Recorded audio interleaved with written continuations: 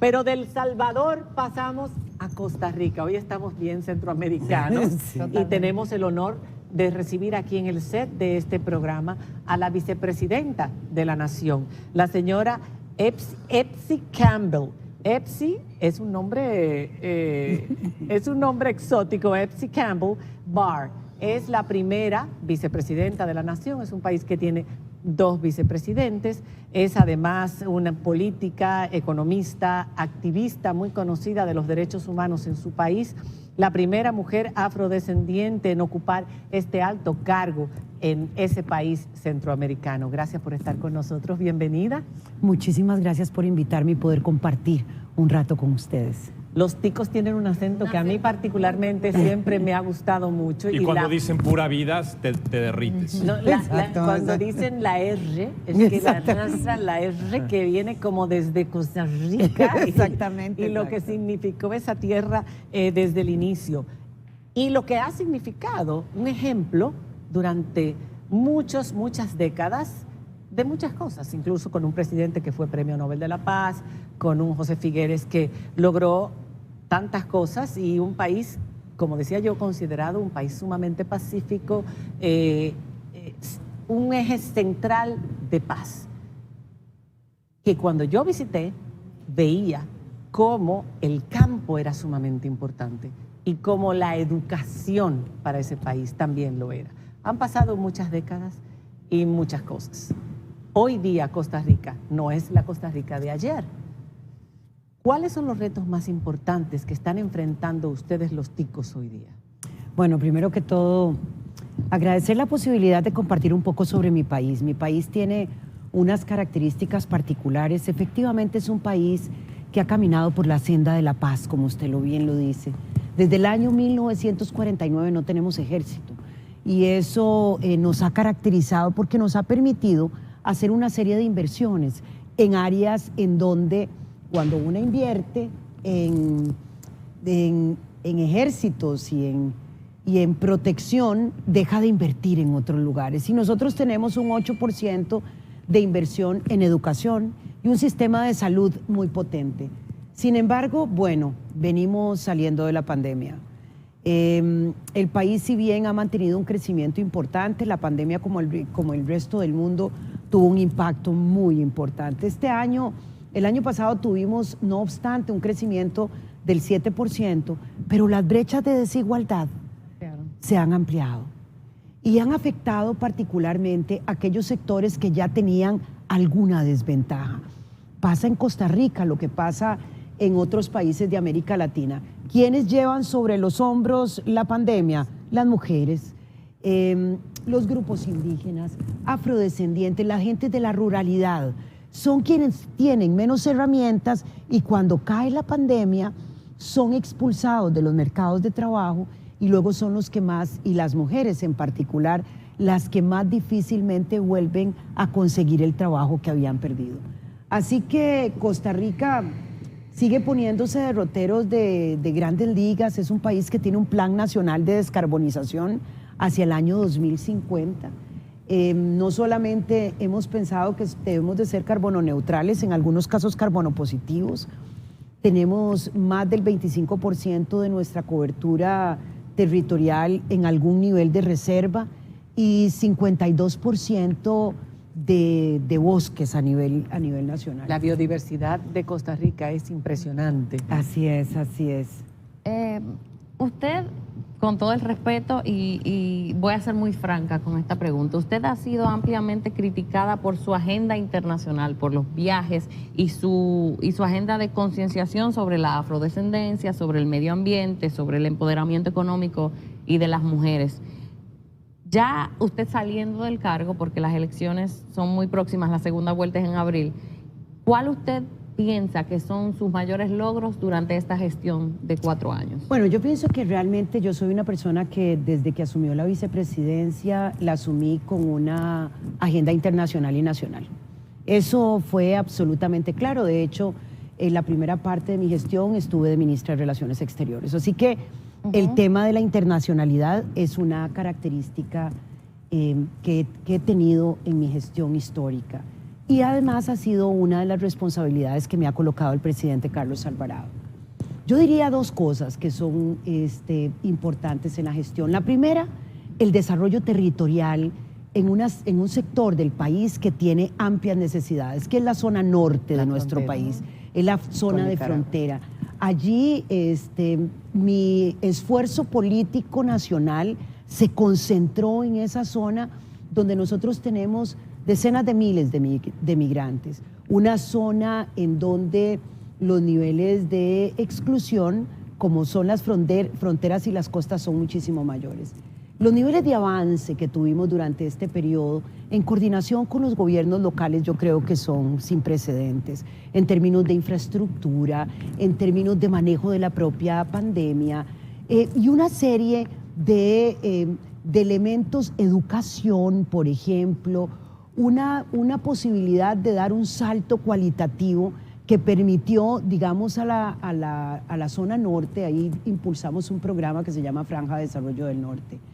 Y por otro lado, a nivel nacional, un programa maravilloso de empoderamiento de las mujeres que lo realizamos a través de una iniciativa de paridad de género, que se realiza en Costa Rica simultáneamente con otros países. ¿Qué es lo que pretende? Disminuir las brechas de desigualdad económica de las mujeres. Y a nivel internacional, por supuesto, yo creo que dimos unos pasos importantísimos, la instalación del Foro Permanente sobre Afrodescendientes, la declaratoria del Día Internacional de los Afrodescendientes, la agenda de empoderamiento económico de las mujeres.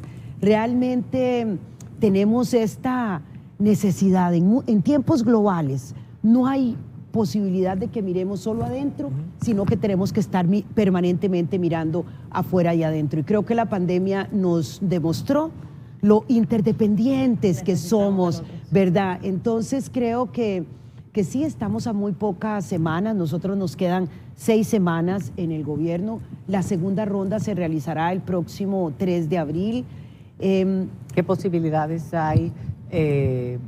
Bueno, es un poquito avanzar cosas. Yo sé que no pueden repetir, pero ¿qué posibilidades hay de que estas elecciones sigan todo ese trabajo que se ha estado haciendo? Porque el problema de nuestros países muchas veces, y usted lo sabe, sí, que con los cambios de gobierno, pues se va dejando atrás la obra de gobiernos anteriores. Sí, bueno, yo creo que cada vez entre más maduros estén los gobiernos, sí, y los países, más difícil es que uno trate de borrar lo que viene atrás.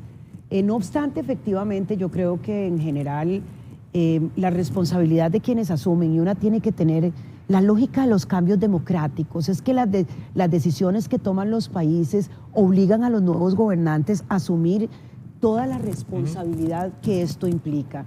Nosotros estamos entregando un país con una estabilidad económica muy importante. Hicieron una reforma fiscal. Hicimos 2 reformas fiscales, porque hicimos que nosotros no hemos podido. Llevamos hablando de ella en los últimos 7 u 8 años y no ha habido Bueno, manera. Nosotros llegamos a hacer una reforma fiscal. Ustedes saben que eso es un tema que genera gran impopularidad, pero es súper necesario si una quiere evitar crisis económicas profundas. Pero luego vino la pandemia y tuvimos que impulsar una nueva reforma.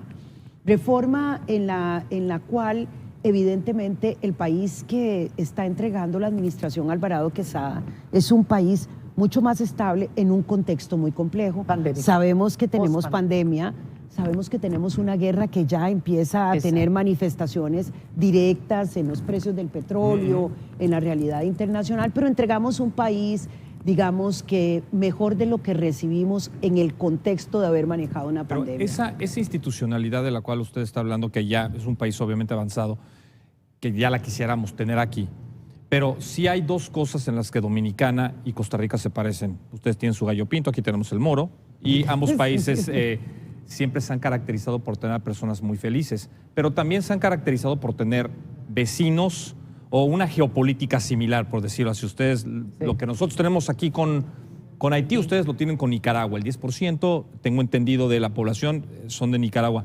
¿Cómo ustedes han logrado enfrentar esa relación?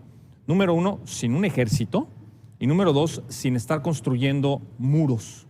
¿Cuál es la fórmula para mantener, para afrontar los problemas que trae, pero sobre todo para no tener que andar recurriendo a hacer muros? por un ejemplo. Bueno, yo pienso que, digamos, Costa Rica decidió como modelo de organización de Estado el apostarle al diálogo, apostar a las soluciones, y realmente la población nicaragüense en Costa Rica también representa una parte muy importante de mano de obra en algunos sectores, en el sector agrícola, en los oficios domésticos, en el sector construcción, en el sector de la seguridad, etcétera, de la seguridad privada, etcétera.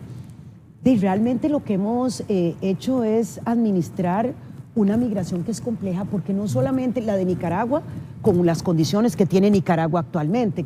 Y con las violaciones a los derechos humanos también, por las que usted ha abogado, en contra de las que usted ha abogado. Exactamente, porque realmente antes teníamos solo migrantes económicos.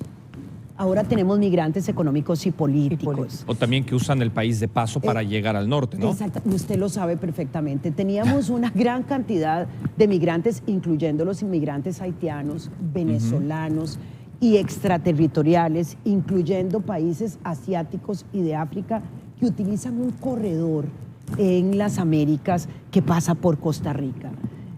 Creo que la forma en que hemos administrado el tema de las migraciones ha dado un resultado importante para efectos de no generar un choque, digamos, ni cultural ni social. Obviamente las migraciones implican una mayor inversión del Estado, pero sin embargo, y bueno, una demanda social, digamos, de un sector de la población que no necesariamente en todos los casos paga todas las cargas sociales. Pero hay visa para los nicaragüenses, ya hay visa para los cubanos, se requiere visa para los venezolanos, ya está poniéndose en ese sentido más estricta la entrada debido a la cantidad de inmigrantes y con la situación crítica. Es difícil manejar, sobre todo cuando no hay un apoyo de las Naciones Unidas. En el caso de Nicaragua, la escuché usted clamar ante la ONU que Costa Rica no podía sola con la situación de Nicaragua. Igual República Dominicana ha clamado ante la comunidad internacional que no puede sola con la situación de Haití. Sin embargo, son voces que no se escuchan. Nos quedamos cargando con el problema la mayor parte de las veces. Yo creo que estos temas son temas que tienen que ser internacionalizados, porque evidentemente los costos de países, digamos, en el caso nuestro, en el caso de ustedes, un país pequeño no se puede echar a los hombros a otro país, digamos, y efectivamente las personas nicaragüenses requieren de visa para entrar a Costa Rica. La migración es un tema sobre el cual hay decisiones permanentes que se tienen que tomar. Venezuela antes no tenía visa de entrada, ni Cuba. Ahora tenemos una realidad absolutamente clara, pero la gente se está moviendo. Y eso es lo que tenemos. Siempre se va a mover. Se mueve con papeles, se mueve sin papeles. Se mueve con permiso, se mueve sin naturaleza permiso. humana. Exactamente. Necesidad. Se mueve con muros y se mueve sin muros, ¿verdad? O sea, evidentemente ustedes comprenden muy bien el tema de las migraciones, porque también dominicanos han buscado oportunidades. Somos emigrantes. Exactamente. Bien. Y uno se mueve buscando oportunidades y la posibilidad de tener satisfechos derechos y condiciones que a veces los nacionales no sienten que el país se los da. Nosotros realmente somos un país más receptor de migrantes que emisor de migrantes, pero sí creo que ese es un tema que tiene que estar en la agenda internacional y que tiene que tener inversiones mucho más claras de las agencias de las Naciones Unidas que están ahí metidas, pero de otros sectores, incluyendo el sector privado, porque es un tema del que no podemos volver la espalda. Siguiendo la línea de conversación y a lo que usted vino al país, que fue a promover el diálogo de tambores o a participar en el diálogo de tambores junto al Ministerio de Cultura de nuestro país y las Naciones Unidas, ¿usted cree que aquí sí hay racismo y que hay misoginia y que hay discriminación contra el negro que todos llevamos detrás de la oreja? Bueno, y delante. Sí, exactamente. Bueno, yo pienso que el caso de Dominicana no es un caso particular. En el mundo hay racismo. Recientemente la alta comisionada de Derechos Humanos entregó un informe sobre racismo sistémico y brutalidad policial contra afrodescendientes a nivel global. Y de hecho, Dominicana no es uno de los países de los que toma como referencia. Toma Estados Unidos, toma Brasil, toma Colombia, Entonces no tenemos que sorprendernos, es como preguntarnos también si hay machismo en nuestros países. Pues hay. Es Lo parte que es, del exactamente. paisaje Lo ya. que nosotros tenemos que hacer es abordar esas temáticas, hacerlo como se hace ahora, hacer alianzas estratégicas con los diferentes sectores, reconocer que existe un problema que tenemos Ponerlo que abordar, sobre la mesa. ponerlo sobre la mesa, hablar transparentemente. Y el diálogo de tambores es una posibilidad de colocar el debate también desde los temas culturales. ¿Por qué? Porque a todos nos llega más la música, ¿verdad? Cuando escuchábamos nos vibra muchísimo más. Cuando utilizamos la cultura como una herramienta de paz, como una herramienta de reconciliación y de reconocimiento, estamos dando unos pasos fundamentales. Y cuando culturalmente somos tan diferentes como un país como Haití, o sea, somos muy diferentes, se puede llegar a través de la cultura a dialogar con ellos, a llegar a acuerdos Yo pienso con que ellos. sí, nosotros podemos llegar a dialogar con cualquiera. Realmente la característica humana es que somos diferentes. Así es. La característica, la diversidad, igual como hablamos de biodiversidad. Es la única y manera. celebramos la biodiversidad. Los seres humanos somos diversos por excelencia. Y creo que estos espacios lo que nos permiten es poner en el tapete, porque además esto es un diálogo de tambores que ponen en relevancia la cultura afrodominicana, las Que es manifestaciones. parte fundamental de nuestra cultura. Exacto. Y perdón que la Venimos, interrumpa. Y que es parte de todo lo que llevamos en la sangre. La música está en la música, está en la pintura, Está está, en la comida. en nuestra mirada. En nuestra mirada. En la forma de caminar, está en la forma de relacionarse. Entonces, realmente esto lo que nos permite es colocar una realidad, mirar los compromisos que se van teniendo. Yo hoy celebraba cuando escuchaba al ministro de Economía, Planificación y Desarrollo, porque tiene claridad sobre lo que está pasando. También cuando escuchaba a la directora del Organismo Nacional de Estadísticas, porque necesitamos datos para saber cuál es la realidad y Así dónde es. invertir. Y yo creo que además tenemos que verlo esto como una posibilidad maravillosa de construir una sociedad donde nadie se quede atrás. Y eso solo lo podemos hacer reconociendo la realidad que viven las diferentes personas y principalmente aquellas que están más atrás. Gracias por su visita a República Dominicana. 17, 18 y 19. Diálogo de tambores. Se estará realizando estos 3 días y por ello hemos recibido la visita de la vicepresidenta de Costa Rica, que ha dicho, la gente que lleva su agenda, que si iba a algún programa era el nuestro, por eso nos sentimos más que agradecidas. Señores, hacemos una pausa y cuando regresemos, Álvaro Torres seguirá. Usted conoce a Álvaro Torres. Pero por favor. Pero por favor, centroamericano, salvadoreño, imagínese. Somos latinoamericanos. No, somos todos Exacto. latinoamericanos, así es. Regresamos en un instante. Gracias.